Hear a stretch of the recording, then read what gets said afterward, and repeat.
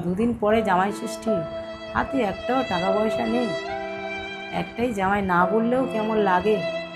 বছরে একবার জামাইকে তো বলতেই হবে। হ্যাঁ, কি করি কি করি, এই মাসটা ভালোও লাগছে না। আইডিয়া!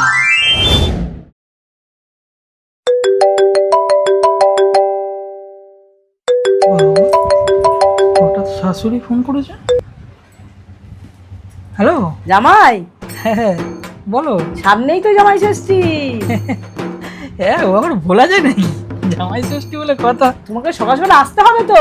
তুমি তো বললে আমি আজকেরই চলে যাবো। ষষ্ঠী পুজো করবো তোমার। কি হলো? মানে বুঝলাম না। কি বুঝতে পারছো না তুমি?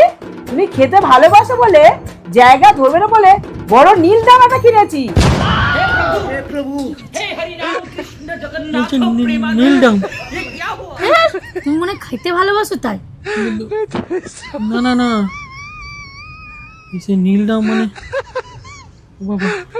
হ্যালো। বলছি আমার না ওই দিনকে না আমার ইয়ে পাতলা পায়খানা হবে আমার। কি ভুলভাল বকছে। আরে হ্যাঁ, আমাকে ডাক্তার বলেছিল ওই দিন হবে। বলছি আমি না যেতে পারবো না।